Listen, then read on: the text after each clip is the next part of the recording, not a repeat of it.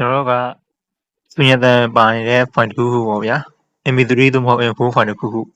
audio file သို့မဟုတ် video file တစ်ခုခုရွေးပေါ့ဗျာရွေးပြီးတော့ကျွန်တော်ဖြောင်းချင်တယ်ဆိုရင်ကျွန်တော်က MP3 ဆိုရင်ကျွန်တော်ကဘာမှလုပ်စရာမလိုပဲနှိပ်ပြီးတော့ဖြောက်ရုံပေါ့ဗျာတကယ်လို့ကျွန်တော်က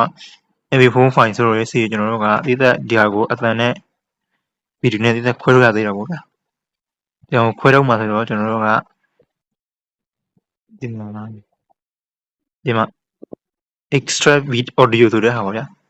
အဲ့တော့နှိပ်ပြီးတော့ audio file ပြန်နှိပ်ပေါ့ဗျာပြီးတော့ကျွန်တော်ဆူညက်တန်ဖြောင်းရှင်တယ်ဆိုလို့ရှိရင်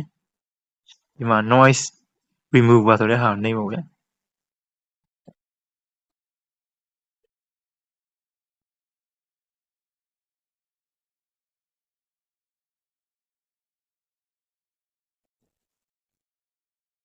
အားလုံးမင်္ဂလာပါခင်ဗျာ Your Offset Lab မှာပြန်လည်ကြိုဆိုပါရစေတွေ့ရမလားကျွန်တော်တို့ကြအတန်ခဏဆူညက်တယ်အားပါတယ်အခုဆိုကျွန်တော်ပြန်လုပ်တာဆူညက်တယ်ပြောက်သွားကျွန်တော် microphone အကောင့်စားနဲ့ဖန်ထားလို့ဖြစ်နေတော့ဗျာဒီကျွန်တော်အတန်ဖန်တော့ကျွန်တော်နားဘက်ကားဖွက်ထားအတန်ဆူနေပေါ့ဘက်ကလေးတိုက်တယ်ပါတယ်အခုတော့ဒီ noise remover နဲ့သုံးလိုက်ကျွန်တော်အတန်ပြောက်သွားဆူညက်တယ်ပြောက်သွားပေါ့